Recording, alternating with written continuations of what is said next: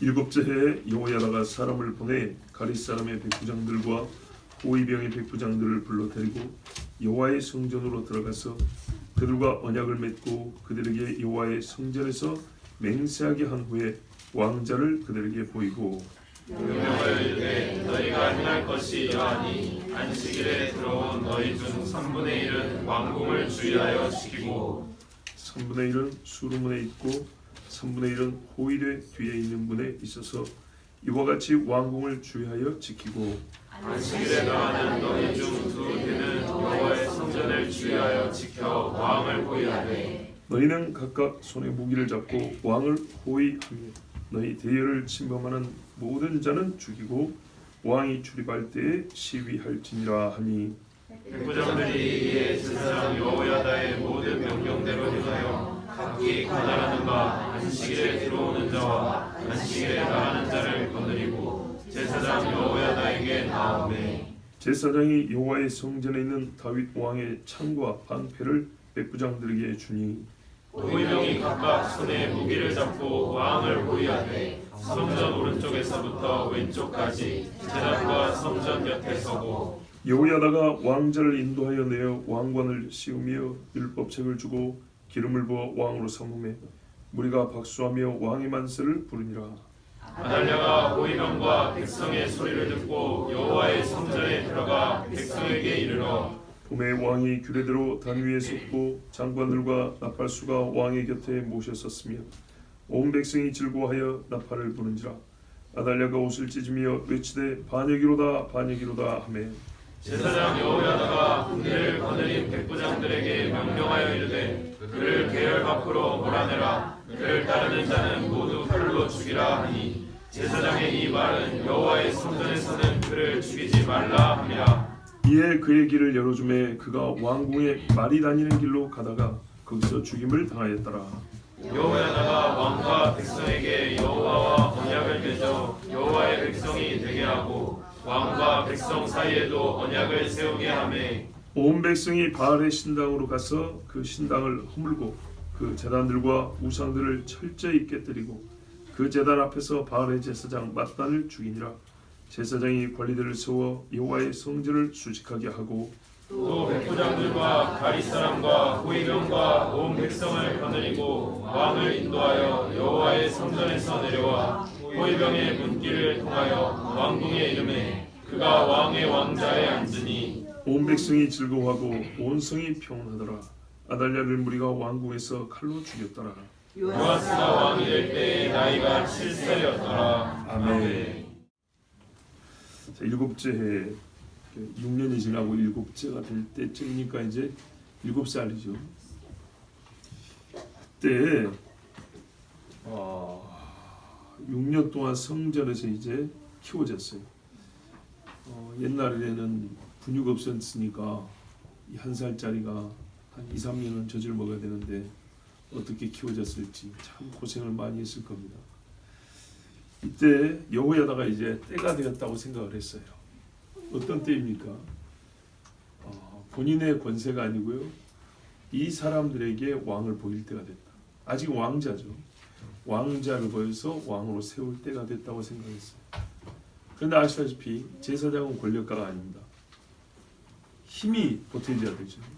그렇다면 현재 아달랴를 두르고 있는 힘을 떼어와야 됩니다.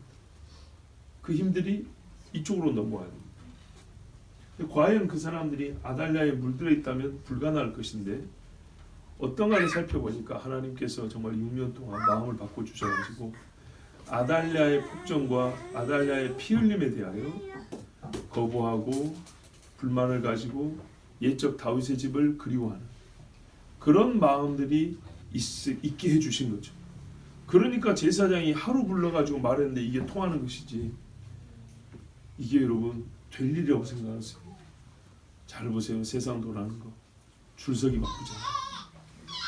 지금 이게 왕하고 싸운 것도 아니고 이쪽은 왕이 없는 데란 말이죠. 아직 누가 이걸 말을 듣겠습니까? 근데 하나님께서 이 나라를 살리시려고 구체적인 맥락은 기록되어 있지 않지만 이 결과만 봐도 어떤 일이 중간에 있어야 가능한 일인지 알 수 있어요. 여기 보면 특별히 가릿 사람은요 용병들입니다. 알려진 바에 따르면 이 시돈 여자잖아요. 그러니까 이스라엘 북쪽 저 위쪽 동네란 말이에요. 거기서 좀 올라가면 소아시아 남부입니다. 그 지역 사람들이라고 합니다. 뭐 유다인들도 아니에요. 근데 이 사람들이 주로 뭐였냐? 용병으로 와서 왕궁 경비를 맡았어요. 아무래도 이방에서 온 여자다 보니까 유다인들보다는 자기처럼 이방 사람들 돈 주고 쓰면 더 안전하다 싶은 거죠. 거기다가 호위병의 백부장들 그랬죠. 그러니까 이 사람들의 직위가 뭐냐면 저 변방에서 국경 지키는 사람들 아니고 경호부대. 여러분 저기 북쪽에 김정은이 경호부대가 반란 일으킨다는 게 가능할 거라고 보세요? 가능할 수는 있지만 얼마나 어렵습니까? 누가 그 사람들의 마음을 뺏어오겠습니까? 어렵죠. 근데 여러분 보세요. 힘 있는 사람도 아니고 제사장이 불러갖고 한마디 했는데 이게 통할 것 같으세요? 어렵죠. 하나님께서 이걸 가능하게 해주셨어요. 여호야다에게 엄청난 믿음을 주신 거예요. 뿐만 아니라 듣는 사람들, 이 백부장들, 요즘으로 말하면 중대장급들인데 이런 사람들을 여러 명을 모아놨는데 이들의 중에 한 명이라도 다른 의견을 갖고 있으면 그 자리에서 여호야다를 체포하거나 죽여도 됩니다. 그런데 아무도 딴 생각을 갖지 않았어요. 얼만큼 하나님이 강하게 역사하셨는가 보세요. 근데 그거는 하나님이 역사하지만 여호야다는 겉으로 관찰할 수밖에 없단 말이죠. 저 사람들을 불렀을 때 과연 내 말을 들어줄 것이냐. 내가 과연 요아스를 보여줄 때 야 이거 하나 남은 옛날에 이 사람들이 유다집 치던 칼든 사람들이었어요. 아달랴 밑에서. 근데 이 사람들이 6년 만에 유다의 집을 세우겠다고 아달랴를 대적하여 칼을 돌려들겠느냐. 요아스 하나 남은 이 조그만 애 하나 거기서 쳐 죽여버리고 공을 세워서 자기들이 상을 받고 진급을 하고 그럴 수도 있잖아요. 이건 정말 목숨을 건 모험이었어요. 그렇다면 여호야다가 보기에 하나님이 믿음도 주셨지만 저 사람들이 지금 내가 말하면 들을 것 같다는 뭔가 정치적인 신앙적인 그런 변화들을 하나님께서 주셨고 그걸 감지했다는 뜻으로 볼 수 있죠. 그래서 불렀어요. 자, 여호와의 때가 되어 불렀어요. 성전으로 불렀어요. 군인들이 성전 갈 일이 뭐가 있겠습니까? 가끔 호위하러 가는 것뿐이죠. 근데 거기서 그들과 언약을 맺고 너무 짧죠. 무슨 언약이겠어요? 여기서 말한 건 비밀로 한다. 그렇죠? 그리고 내가 과연 왕을 보여준다면 왕이 될 다윗의 집 아들을 보내준다면 당신들은 어떻게 하겠냐? 지금 철저히 순교록한 이야기죠. 당신들은 과연 그를 옹이하여 왕을 세울 생각이 있느냐? 물어봤을 때 그렇게 하겠다. 그래서 어떻게 했냐? 언약을 맺고 여호와의 성전에서 맹세하게 한 후에 그러니까는 사전 시간이 좀 많이 소요됐을 거예요. 이야기를 다 했었어야 되고 여차여차 했었고 그걸 당신들을 내가 믿어도 되겠냐? 당신들도 나를 해치지 않냐고 나와 언약을 맺겠냐? 그리고 여호와 이름으로 맹세까지 했으니 이거 이제 피와 피로 맺은 언약입니다. 그런 다음에 보세요. 왕자를 그들에게 보이고 7살 먹은 요아스를 보여주고 와 알아보죠. 왜? 얼굴은 달랐을지 모르지만은 하나 비었다는 걸 알고 있거든요. 깜짝 놀랐겠죠. 왕자를 보고 나니 이제 생각이 더 확고해지죠. 그리고 자기들이 무엇을 해야 되는지 지난날의 과거에 대한 후회와 반성들도 있었을 겁니다. 진짜 우리가 우리 손으로 다윗의 집을 몰살시켰다는 얘기냐. 자, 여기서 주춤거리거나 머뭇거리는 사람 있으면 이 일은 성공하지 못합니다. 그런데 아무도 말을 하지 않냐고 바로 그 즉시로 돌아오는 안식일에 성공했다는 얘기는 진짜 요아스를 보는 순간 본인들의 지난 날에 대한 잘못을 인정하고 이제 이 나라를 위해서 무엇을 해야 될지 생각이 갖춰지고 굳어졌다는 얘기입니다. 그때 제사장 여호야다가 명령을 합니다. 너희가 행할 것이 이러하니 하고 명령하는데 자 뒤에 가면 아달랴를 죽이라는 명령까지 나오죠. 본래 제사장이 군인들에게 명령권이 있습니까? 없죠. 없습니다. 그런데 하나 있습니다. 하나 있는 경우가 있습니다. 그건 뭐냐면 신명기 17장에 보면 레위인 제사장하고 재판관이 있습니다. 근데 제사장이 재판관 역할도 합니다. 그때 재판장 역할하는 제사장에는 사법권이 있습니다. 그래서 재판장이 판단을 내리잖아요. 판단을 내린 다음에 처단하라 하면 군인들이 잡아다가 처단을 합니다.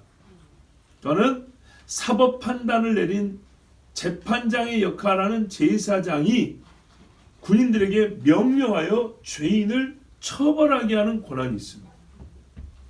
자, 아달랴는 의인입니까? 죄인입니까? 얼만큼 죄인이죠? 사실은 어마어마한 살인죄를 지었고요.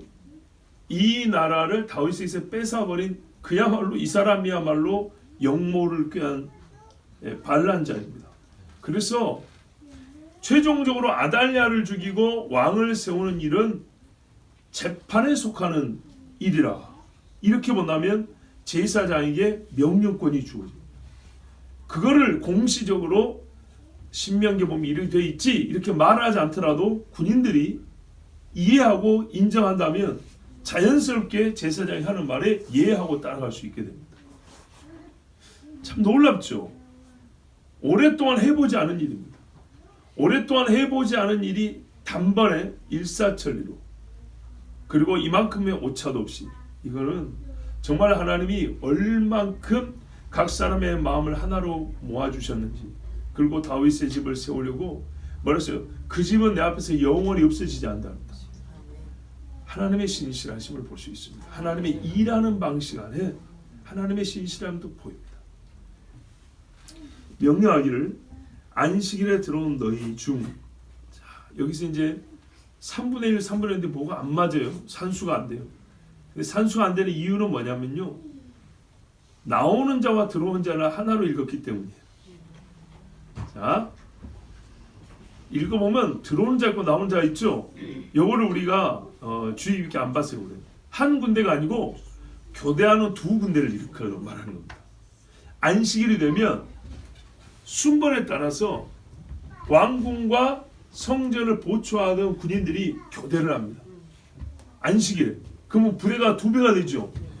요 부대를 다 쓰겠다는 겁니다. 아하, 지혜롭죠. 네, 그래서 뭐라 하냐면 안식일에 들어온 너희는 3분의 1은 어떻게 알았어요? 들어올 너희예요. 들어올 너희. 이제 교대하러 들어올 때 3분의 1은 왕궁을 주의하여 지키라고 했어요. 군대 위수 지역과 임무 배정을 하는 겁니다. 네. 안식일에 군대 교대할 때 너희가 보통 왕궁 주민들 지키는데 이거는 왜 하게 한 것이죠? 다른 군대가 들어오지 못하게 그리고 궁에서 밖으로 빠져나가서 도망하거나 다른 데 알리지 못하도록 막는 거죠. 현재는 이 군대들밖에 없어요. 예, 요 군대의 대장들을 부른 것이고 딱 이 군대밖에 없어요. 근데 다른 군대가 오면은 안 되겠죠. 그래서 막게 하는 거예요. 그 다음에 3분의 1은 수로 문에 있고 3분의 1은 호위대 뒤에 있는 문에 있어서 정확히 이 위치가 어딘지 모르지만 분명히 궁에 딸린 문들이겠죠. 통하는 문들이고 아주 중요한 전략적인 위치들이에요. 여기를 지키라 그랬어요. 그 다음에 왕궁과 성전 사이를 이제 이 군대가 지키고요. 성전에 원래 있던 군대들 이제 교대로 나가야 되잖아요. 나가지 말고 성전을 지켜야겠죠. 그래서 7절 안식일에 나가는 너희 중 2대는 여호와의 성전을 주의하여 지켜 왕을 호위하라 그랬어. 예. 요아스를 호위하라는 얘기죠. 이제 왕 즉위식을 해야 되니까. 그런데 이거는 성전에서 싸우라는 얘기가 아니고 혹시 있을지 모르는 성전 안에서 유혈 상태를 막으려고 하는 것이 더 큽니다. 군인들이 서 있으면 섣불리 못 덤벼들겠죠. 예, 왕을 보호하고 피 흘리는 일이 없도록 오히려 피를 흘리지 않게 하려고 보호하는, 경호하는 그런 부대로 딱 왕 옆에 서 있으라고 그랬습니다. 8절 보세요. 무기를 잡아라. 왕을 호위하며 너희 대회를 침범하는 모든 자는 죽이고 왕이 출입할 때에 시위할지니라. 침범자는 죽이라. 정말 상황적으로 제사장의 말을 굴령으로 이번에는 듣게 되었습니다. 그때 백부장들이 제사장 여호야다의 모든 명령대로 행하여 각기 관할하는 바 안식일에 들어오는 자와 안식일에 나가는 자를 거느리고, 맞죠? 두 부대. 제사장 여호야다에게 나오매 이제 부대 배치를 하고 일부를 아마 데리고 왔을 거예요. 왜냐하면 한꺼번에 모였다 나가면 눈치채겠죠. 이게 무슨 일이냐고. 그래서 아마 대부분 부대 배치를 하고 몇 명의 군인들을 데리고 백부장들이 여호야다 앞에 집결을 했을 겁니다. 왜냐? 무기 분배하려고. 그렇지 않아도 가지고 있는 무기가 있지만 특별히 무슨 무기를 줬냐? 10절에 보세요. 제사장이 여호와의 성전에 있는 다윗 왕의 창과 방패를 백부장들에게 주니. 안 그래도 다윗의 집을 다시 세운다는 기쁨과 열망이 있었는데 무기까지 옛날에 다윗 왕이 만들어 놓은 것들, 뺏어온 것들, 그거를 주니까 이 사람들의 마음이 어떻게 해요? 사기도 충천해지고 자기들이 굉장히 뜻깊은 일을 한다는 뭔가 자부심도 생겼겠죠. 군인의 마음이 이게 흔들리면 어렵거든요. 확고해야 됩니다. 다윗이 주의 전에다 보관하게 한 무기들, 이때를 위하여 준비한 것인지 정말 하나님이 제사장을 통해서 무기를 제사장들이 들 일은 없잖아요. 군인들이 들어야 되는데 참 희한하죠. 군인들의 무기를 왜 성전에 보관했냐 이 말이죠. 이 일도 희한한데 하여튼 다윗이 하나님께 바친 것들이었어요. 그래서 성전에 보면 예배당만 있는 게 아니라 여러 창고들도 있고 방들도 있고 그랬다 했죠. 그 중에 있는 무기고에서 끄집어내가지고 나눠줬어요. 그러자 호위병들이 11절에 각각 손에 무기를 들고 왕을 호위하되 성전 오른쪽에서 왼쪽까지 제단과 성전 곁에 서고. 그러니까 성전에 있으면 마당에 번제단이 있잖아요. 이제 성전 문 앞에 섰겠죠. 그때 그 마당에 제단 옆으로 쫙 서 있는 거예요. 그리고 문 옆에도 막 서 있고. 백부장이니까 100명씩이란 말이죠. 그러면 세대니까 보통 대강자보다 300명이죠. 300명이면 적습니까? 엄청 많습니다. 우리나라 군 편제를 보면 거의 대대급입니다. 옛날에는 대대급이 좀 안 되는데 요즘에는 군인들이 수가 적어가지고 분대도 한 7, 8명밖에 안 되니까 대대급 정도 됩니다. 중령 무궁화 2개, 무궁화 2개가 지휘하는 부대 정도 되는 거예요. 대단한 겁니다. 그 정도면. 자, 12절 여호야다가 왕자를 인도하여 내어. 자, 이렇게 군인들이 서 있는데 지금 안식일이죠. 그러니까 하나님께 제사하겠다 온 제사장들 레위인도 많고 백성들도 꽤 많았겠죠. 근데 이 사람들 휘둥그레졌지 않겠습니까? 왜 군인들이 이렇게 많고 이 사람들이 다른 때처럼 띵강띵강 놀고 그냥 가는 거 교대하고 있는 게 아니라 왜 쉬는 날이잖아요. 쉽게 말하면.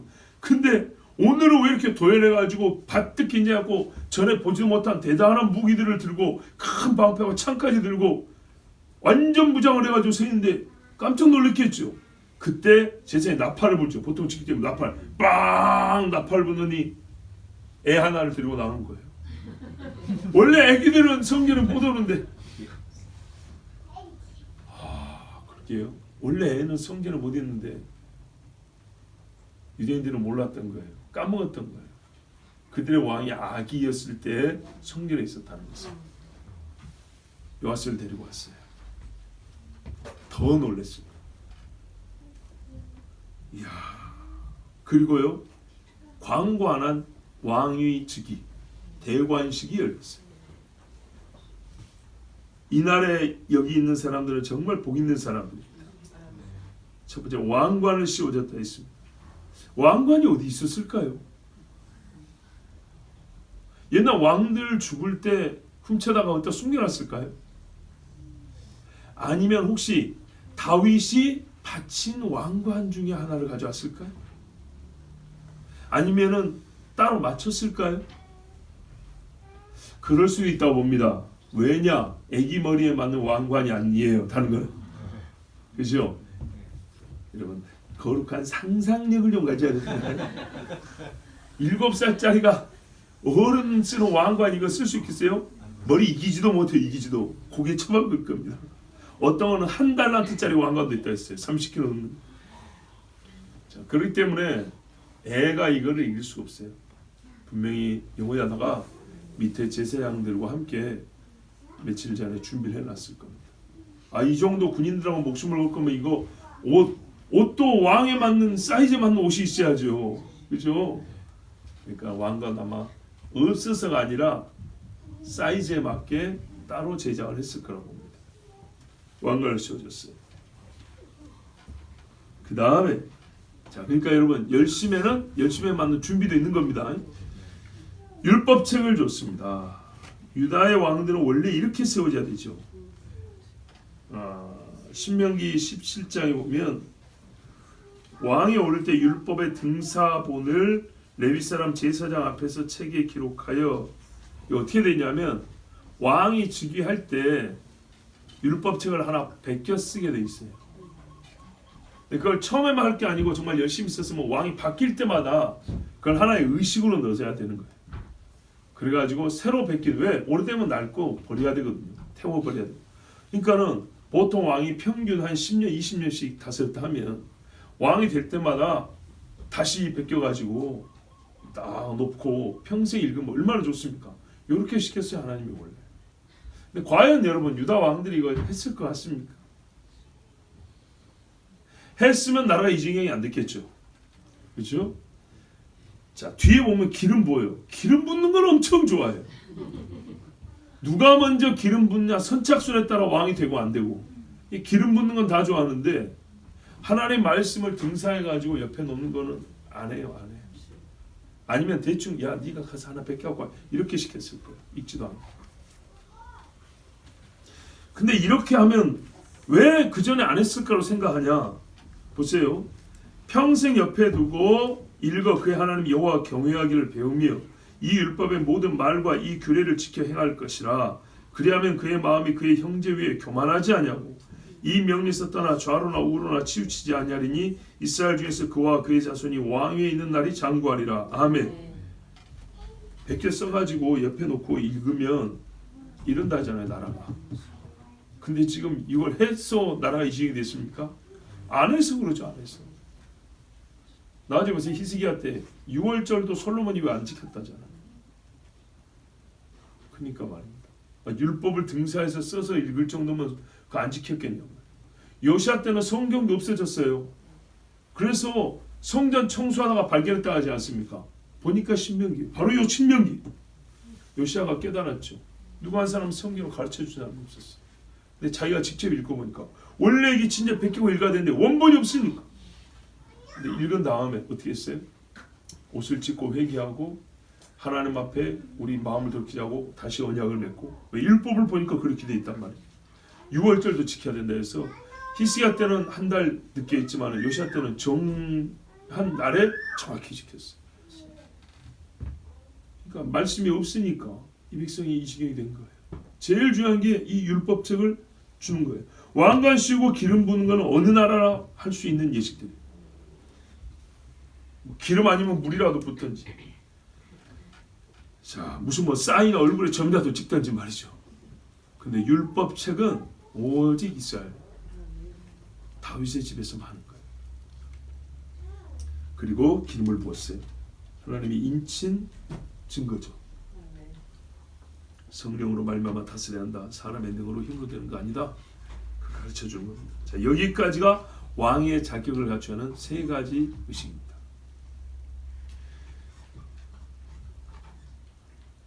이 세 가지 의식을 다 하고 왕이 되었음을 공포했습니다.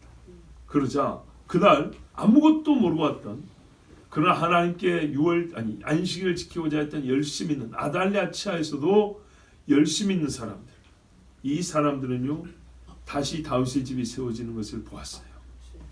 박수하며 왕 만세를 불렀어요. 얼마나 기뻤겠습니까? 정말 이 사람들이야말로 제일 기뻐할 수 있는 사람 아닙니까? 아달랴 차에 안식일을 지키다니.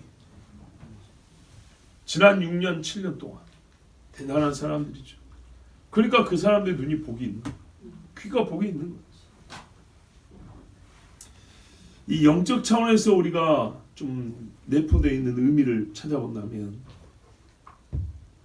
사람들은 다윗의 집이 다 죽어 없어진 줄 알았어. 끊어진 줄 알았어. 근데 사라진 다윗의 집이 다시 보이고 죽은 다윗이 다시 살아난 게 됐어요. 예수 그리스도가 죽었어요. 끝났다 했는데 다시 살아났어요. 사람들이 생각지도 못한 방법과 때에 살아났어요. 이때 백성들이 기뻐 노래했다 그랬죠. 다윗의 집 노래를 불렀겠죠.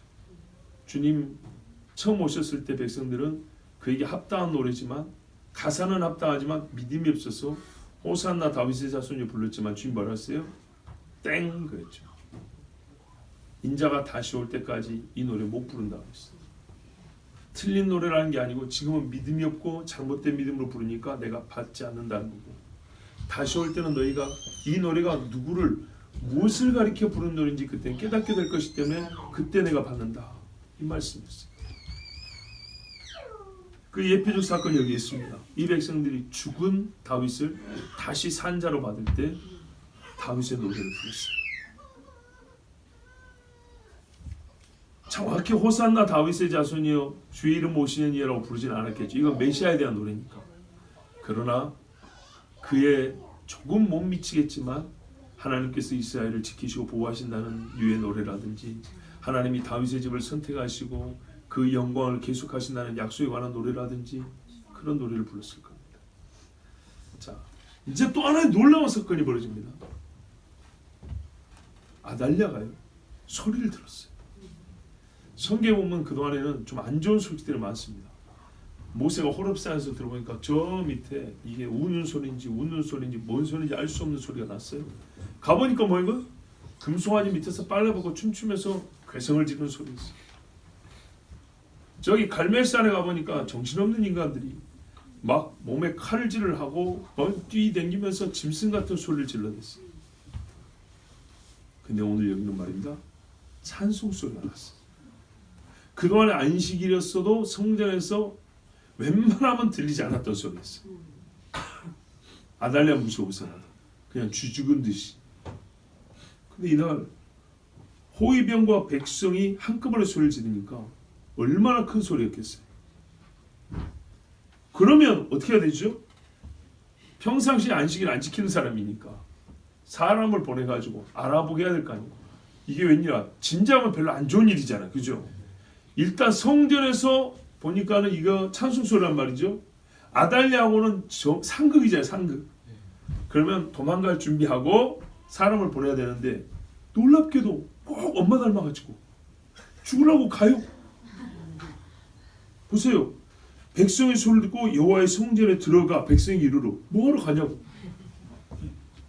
이세벨도 예후가 벌써 저기 죽이고 온다는 소리 들었으면 가야 되는데 성 위에서 화장하고 이렇게 기다리고 있었어요. 그런다고 예후가 겁먹나요? 아니죠. 이게 삼손처럼 힘 빠진 줄도 모르고 자기가 여전히 뭐 있는 줄 알고 자기가 돈 주고 고용한 용병들도 자기 말 들을 줄 알고 그랬겠죠. 근데 이 맥락으로 보면 군인들이 이미 여호야다의 말을 듣고 있기 때문에 실질적으로 아달랴는 거의 호위병이 없이 갔다는 말입니다. 만약에 수백 명을 데리고 왔으면 한판 붙었겠죠. 근데 아무런 힘을 발휘하지 못하죠. 거의 맨몸으로 갔다는 얘기입니다. 왜냐? 가보니까 장관들도 거기 있더라 이렇게 됐죠. 가서 봤어요. 누가 이 소식에 대하여 정확히 알려주는 사람이 없어서 보세요. 소식 전하는 사람도 없는데 그러니까 본인이 알아보겠다고 한 거예요. 참 놀랍죠. 굳이 알아볼 필요 있습니까? 그렇게 정치적인 감각이 없나요? 이 아달랴가 지금 어떻게 살았죠? 자기 저기 북쪽에 있을 때부터 생각하면 우리 한국식으로는 정치 10단쯤 되는 여자 아닙니까? 근데 죽으러 가요. 이거는 진짜 죽으러 가는 것밖에 안 돼요. 야, 그래서 아합 때도 보지만 이세벨도 보지만 하나님이 죽이려고 작정을 하면 이런 바보 같은 짓을 하는구나. 자기 죽을 길로 갑니다. 우둔해져가지고. 자, 가서 보니까 어떻게 됐어요? 왕이 규례대로 단위했었고 왕이 하나님께 제사드리고 예배하는 그런 법이 있어요. 그대로 올려놨고 장관들과 함께 여러 높은 관리들도 거기 다 붙어있고 이제 나팔수가 나팔 불고 있고 백성이 즐거워하고 나팔 불면서 춤추고 있는 거예요. 찬송하고. 그때 아달랴 소리 들리지도 않았겠지만 뭐라 하냐면 반역이 일어나 하면 소리를 질렀어요. 왜 그랬어요? 누구 개 없느냐 뭐 이런 식이죠. 누가 있었습니까? 아무도 없었어. 옷을 찢고 막 저놈을 당장 죽여라 막 그런 거예요. 근데 들은 사람이 없었어요. 그때 여호야다가 이때는 재판하는 날이죠. 백부장들이 명령했어요. 대열 밖으로 몰아내라. 안으로 들어온 거예요. 근데 뭐죠? 원래 들어오면 침범하면 죽이라고 그랬는데 여기 성전이잖아요. 오늘같이 기쁜 날이요 즐거운 날이요 안식일에 거기다가 부정한 자의 피를 사람의 피를 흘려서도 안 되지만 가장 더러운 자의 피를 거룩한 성전 바닥에 흘려야 되겠느냐. 일단 몰아내라 그랬어요. 그리고 그를 따르는 자는 모두 칼로 죽이라 하고 했는데 보세요. 이 말은 여호와의 성전에서는 죽이지 마라 이런 말을 했죠. 뭐 어떻게 낼 거예요?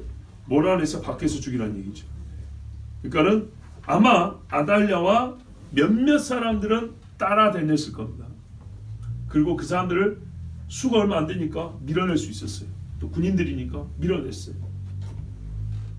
밀어내서 성전 밖으로 쫓아냈어요. 그러고 나니까 이제 어떻게 하죠? 판단이 되죠. 아무도 나를 도울 자가 없구나. 이제 어떻게 해요? 도망가야죠. 이에 그의 길을 열어주매 접근은 막고 나갈 길은 열어줬어요. 아달랴가 성전을 나갔어요. 왕궁에 말이 다니는 길, 말이 궁으로 들어오는 길. 그러니까요 궁에도 문이 여러 개 있잖아요. 그 중에 말이 다니는 길은 좀 커야겠죠. 마차도 끌어야 되고 하니까 하여튼 그렇게 붙은 길이 있어요. 지금은 뭐 궁이 남아있지 않으니까 거기가 어딘지 우리가 알 수가 없어요. 그래서 말이 다니는 길로 해서 궁전에 가까워질 때쯤 군인들이 쫓아와서 칼로 죽였다고 말이에요. 길로 가다가 거기서 죽임을 당하였더라.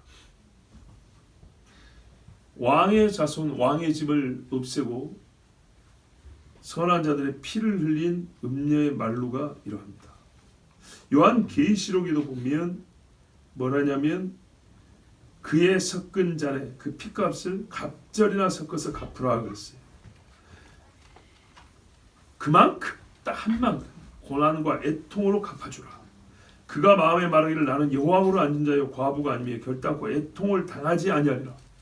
누구도 나를 해치지 못하리라고 이렇게 아주 오만방자한 소리를 했는데 그가 한 그대로 갚으라. 근데 그가 피 흘린 값에 대한 2배로 갚으라. 이렇게 하는 명령했어요. 그러면서 뭐냐면 내 백성아 같이 붙어있으면 죽으니까 나오라고 먼저 말씀했어요. 소돔과 고모라에서도 롯의 식구에게 먼저 나오라 그랬죠. 아달랴에게 붙어있던 사람들에게 여호야다가 막 기회를 줬을 겁니다. 그러니까 그 중에 상당수가 군인들과 함께 성전 들어와서 왕이 즉위식에 같이 있었죠. 그렇지 않을까요? 평민들만 왕을 즉위한다고 해서 이게 될 일은 아니죠. 그 나라의 행정관리들도 같이 있어야 이게 공증도 되고 왕이 되었을 때 그들을 또 통해서 나라가 기틀이 다 세워질 수 있겠죠. 이런 후에 어떻게 했냐? 즉 왕이 즉위하고 악한 아달랴를 죽이고 즉 이제 사법적 판단은 끝났어요. 그리고 왕의 집을 세우는 그 가장 기초된 예식은 했어요. 이제 실질적으로 다윗의 집이 다스릴 수 있도록 나는 다윗이 아니니까 도와야 되겠죠. 그 실질적 도움에 제사장이 할 수 있는 게 뭐냐면 바로 17절이야. 여호야다가 왕과 백성에게 여호와와 언약을 맺게 했어요. 여호와와 언약을 맺는 것은 백성만 하는 게 아니고 왕도 같이 하는 겁니다. 네, 사람이라는 것은 똑같잖아요. 자기 사명이 다른 것이지 왕이라고 특별한 인간은 아니잖아요. 그래서 악인만 죽인다고 해서 나라가 바로 세워지는 게 아니기 때문에 언약을 다시 맺잖아요. 언약이 뭡니까? 율법을 준수하겠다. 여호와만 경외하겠다. 하나님께 말씀을 지켜서 복종하겠다. 신앙을 확고히 하고 나라의 질서를 바로 세우는 일로서 이 언약은 반드시 필요했어요. 그래서 이 증표로 우리가 하나님과 언약을 맺었습니다는 증표를 어떻게 했냐? 하나님을 대지하는 바알의 신당에 가서 그것을 소멸시켜버렸어요. 18절 보세요. 온 백성이 함께 바알의 신당, 그러니까 예루살렘 근처에 있는 데로 갔겠죠. 아마 아달랴가 가서 절했던 큰 데로 갔겠죠. 거기로 와서 허물고 제단들과 우상들을 철저히 깨버리고 그 제단 앞에서 바알의 제사장 마탄을 죽였다. 이 정도 도망한 거 혼자 남아 있었어요. 제사장이 하나만 있겠습니까? 바알 제사장 여럿 있죠. 근데 얘도 이제 집단에는 사탄에게 충성하다 남아 있었던 모양이에요. 죽었어요. 자, 바알 신당을 엎었어요. 그러면 하나님 숭배하는 거는 똑바로 세워집니까? 그렇지 않죠. 그거는 그거고 이거는 이거. 그래서 여호야다가 어떻게 했냐? 관리들을 세워 여호와의 성전을 수직하게 했다. 우리 번역에는 뭐라고 되어 있습니까? 수직이라고 되어 있죠. 그 제사장과 레위인이 하는 거 아닙니까? 여기서 무슨 말이냐면 행정적인 업무가 필요한 것입니다. 성전에 보급해줘야 될 식량도 있고 재정 지원도 있고, 그죠? 여러 가지 국가가 함께 동역해야 될 일들이 있어요. 근데 이거를 순전히 제사장 너희들끼리만 해라 이렇게 하지 않고 정부 차원에서 제사장과 함께 성전의 제사를 올려 드릴 수 있도록 돕는 자도 세웠다는 거예요. 또 백부장들과 19절 보세요. 가리스 사람과 호위병과 군인들이죠. 이제 왕을 인도해서 성전에서 내려와 호위병의 문기를 통하여 왕궁에 이름에 내려와. 성전을 우리가 이제 신앙적으로 가장 높다고 보는 것뿐만 아니라 지리적으로 제일 높습니다. 성지순례 가신 분들 알지만 성전사에 제일 높죠. 그리고 내려왔을 때 우리가 그 다윗의 기도처라고 가본 다윗의 장막을 가본 데 있죠. 그 아랫길로 내려가는 바로 거기가 다윗의 성자리입니다. 궁자리라고 궁. 궁이 남쪽으로 조금 낮은 지역에 있어요. 그러니까 그 길로 가서 왕궁에 들어가 왕좌에 앉게 했습니다. 그러면 이때 제사장이 여기까지 했다는 거예요. 여호야다가 여기까지 자기 이제 직무라고 하고 일을 했다는 거예요. 왕이 자리에 앉았을 때 제사장 본인은 어디 섰을까요? 왕 옆에 섰을까요? 왕 아래에 서죠. 모든 군인들과 관리들과 함께 제사장 여호야다는 그 아래에 섭니다. 어제까지는요. 고모부로서 아버지를 대신했고 제사장으로서 왕자를 가르쳤어요. 더 높은 자리에 앉았어요. 오늘은요. 이 아이가 장사의 왕이 되면 나 제사장은 그 아래 서서 복종했습니다. 내가 예적에 몽학 선생 아래 있었는데 성년이 되면 내가 주인이 되면 그 선생은 나의 종의 자리로 오는 거예요. 갈라디아에서 나오는 이 믿음의 시대의 이 이야기입니다. 그걸 우리가 여기서도 볼 수 있어요. 온 백성이 즐거워하고 온 성이 평안하더라. 하나님의 말씀은요 정확합니다. 잠언 11장 10절에 의인이 형통하면 성읍이 즐거워하고 악인이 패망하면 기뻐 외치느니라 그랬어요. 악인이 그대로 남아있으면 안 되고요. 악인은 패망해야 되고 의인은 흥해야 되고. 아달랴를 무리가 왕궁에서 칼로 죽였더라. 아까 죽었는데 뭘 또 죽이나요? 여러분 이 사건이 참 중요하기 때문에 요아스가 왕이 되는 거 외에 아달랴가 죽어야 된다는 것이 너무 중요하기 때문에 성경에 악인은 자기 악에 걸린다 그랬어요. 그 죄의 줄에 매인다. 잠언 5장 22절 말씀 보세요. 지 스스로 자기 매일대로 들어가잖아요. 도망갈 수 있는데도 불구하고. 잠언 12장 6절 7절에 악인의 말은 사람을 엿보아 피를 흘리지 않은 것이오니와 아달랴 그렇게 살았어. 정직한 자의 입은 사람을 구원하는가. 여호야다는 이렇게 했어요. 악인은 엎드러져서 소멸되느니와 보세요. 의인의 집은 서 있으리라. 아멘. 하나님이 다윗의 집을 세우시려고 여호야다를 의로운 사람을 또 세우셔서 아달랴를 없애고 다윗의 집을 세우게 하는 정말 위대한 일을 그로 하게 하십니다. 북쪽에 예후가 있다면 남쪽에 누가 있다고요? 여호야다가 있다. 누가 더 잘한 것 같습니까? 요아스가 왕이 될 때 나이가 7세였더라. 또 두 가지 이야기를 역시 반복하죠. 아달랴 죽은 이야기 2번, 요아스가 7살에 왕 된 이야기 2번. 아까 이식 다 끝나고 왕좌에도 앉았는데 여러분 이것을 우리가 이렇게 봐야 정치적 기반이 하나도 없는 왕자 7살짜리가 스스로 왕이 될 수가 없습니다. 하나님께서 그를 세우셨습니다. 그런데요, 뿅 하고 오늘 눈 떠보니까 왕좌에 앉게 하지 않고 경건한 자를 통하여 7년 동안 양육을 받게 했습니다. 그 나라의 가장 경건한 자로부터 교육을 받고 가장 극적인 하나님의 은혜를 체험하며 왕이 되었습니다. 한마디로 요아스가 받은 은혜는 너무너무 큽니다. 그렇다면 이 아이가 앞으로 어떻게 이 나라를 다스릴까요? 기대가 되죠.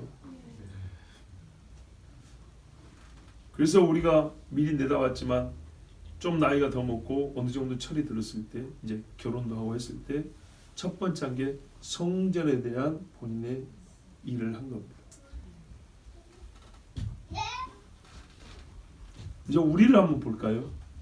저렇게 뛰어다니는 아이들 보세요. 교회에서.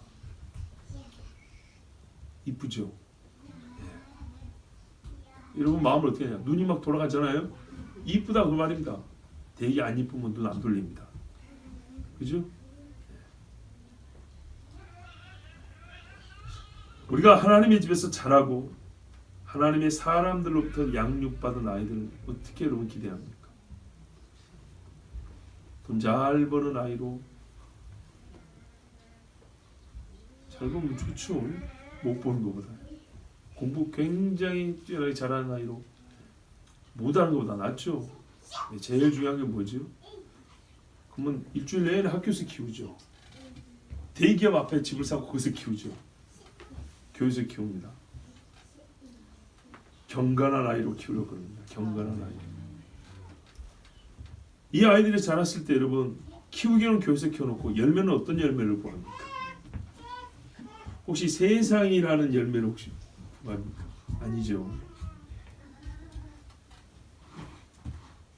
우리가 아이들을 교회 안에서 키운다는 것과 그들이 훗날 어떤 아이들이 되어서 어떤 사람이 되어서 열매를 거둘까를 생각하는 게 일치하길 바랍니다.